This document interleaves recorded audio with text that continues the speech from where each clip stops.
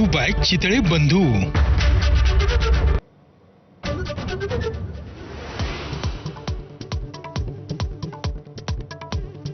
मुंबईत आज आणि उद्या ओबीसी नेत्यांच्या बैठकीचं सत्र वायबी चव्हाण सेंटरमधील बैठकीत वडट्टीवारांसह इतर नेते उपस्थित राहणार.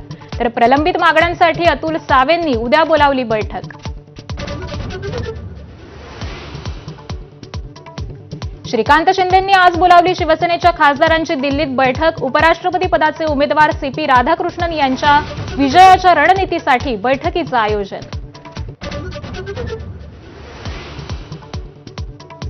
पुण्यातील आयुष कोमकर हत्या प्रकरणात 2 आरोपींना अटक. आरोपींना 12 सप्टेंबरपर्यंत पोलीस कोठडी. आयुष कोमकरवर आज अंत्यसंस्कार.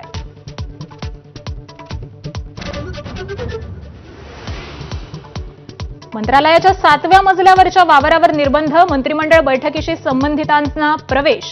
बैठकीदरम्यान गर्दी वाढत असल्यामुळे मुख्य सचिवांच्या कार्यालयाकडून निर्बंध जारी.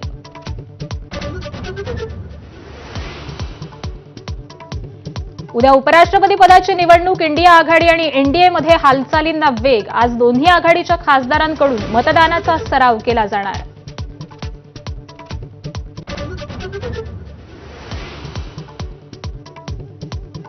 भारतीय हॉकी संघानं 8 वर्षांनी जिंकला आशिया चषक. कोरियाला हरवून भारताला 4थ्यांदा आशिया चषकाचा मान.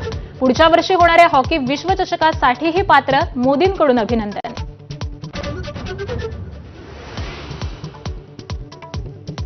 अमेरिकन ओपनचा वर्षातला शेवटचा ग्रँड स्लॅम स्पर्धेचा विजेता ठरला कार्लोस अल्कराज. गतविजेत्या यानिक सिन्नरचा पराभव. अल्कराजचं 6वं ग्रँड स्लॅम विजेतेपद. आशिया चषकाच्या पार्श्वभूमीवर भारतीय संघाचा कसून सराव. सूर्यकुमार यादवच्या नेतृत्वात 10 सप्टेंबरला भारतीय संघ यूएई संघासोबत पहिला सामना खेळणार.